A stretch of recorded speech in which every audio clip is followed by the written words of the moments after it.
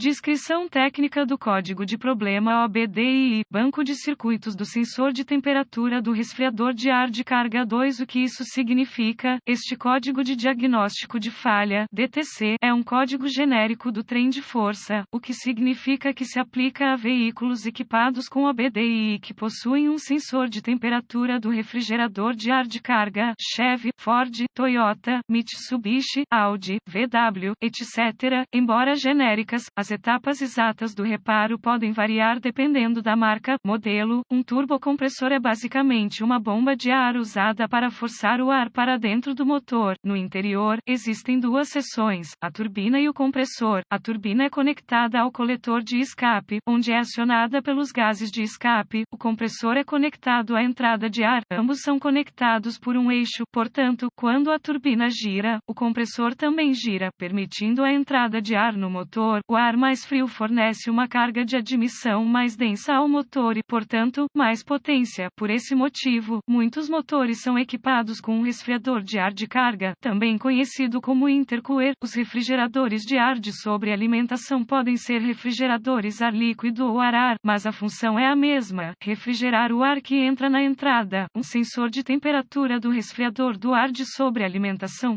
CACT, é usado para medir a temperatura e, portanto, a densidade do ar que entra saindo do resfriador de ar de sobrealimentação. Essas informações são enviadas ao módulo de controle do trem de força, PCM, onde são comparadas a temperatura do ar de admissão e, em alguns casos, a temperatura do líquido de arrefecimento do motor e a temperatura de recirculação dos gases de escape para determinar o desempenho do resfriador do ar de sobrealimentação. O PCM envia uma tensão de referência, geralmente 5 volts, através de um resistor interno. Em seguida, mede a tensão para determinar a temperatura do resfriador do ar de sobrealimentação. Nota: às vezes, o CACT faz parte do sensor de pressão de sobrealimentação. O código P00A0 é definido quando o PCM detecta um defeito no circuito do sensor de temperatura do resfriador de ar do banco 2. O banco 2 indica que o problema está no segundo banco do mecanismo, ou seja, o banco que não inclui o cilindro número 1. Banco relacionado 2. Códigos de diagnóstico do circuito do sensor de temperatura do resfriador de ar de carga incluem P00A1. Circuito do sensor de temperatura do refrigerador de ar de carga. Banco de desempenho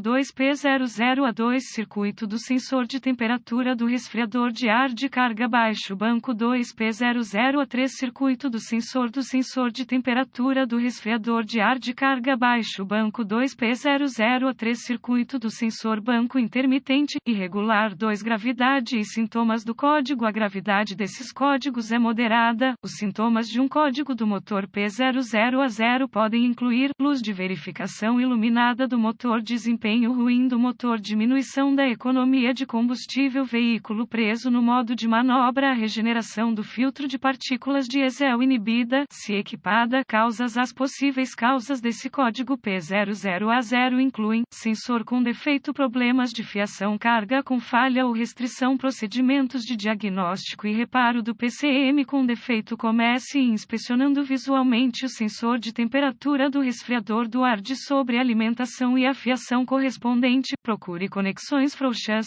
fiação danificada, etc. Além disso, inspecione visualmente o refrigerador de ar de carga e os dutos. Se encontrar algum dano, repare conforme necessário, limpe o código e veja se ele retorna. Em seguida, verifique os boletins de serviço técnico TSBS sobre o problema. Se nada for encontrado, você precisará avançar para o diagnóstico passo a passo do sistema. A seguir, é apresentado um procedimento generalizado, pois o teste desse código varia entre os veículos. Para testar com precisão o sistema, consulte o fluxograma de diagnóstico do fabricante, faça alguns testes preliminares do circuito, use uma ferramenta de varredura para monitorar o parâmetro de dados do sensor de temperatura do líquido de arrefecimento do ar de sobrealimentação, desconecte o sensor CACT. O valor da ferramenta de digitalização deve cair para um valor muito baixo. Em seguida, conecte um fio de ponte nos terminais. Se a ferramenta de varredura agora exibir uma temperatura muito alta, as conexões serão boas e o ECM poderá reconhecer a entrada. Isso significa que o problema é mais parecido com um sensor e não um problema de circuito ou PCM.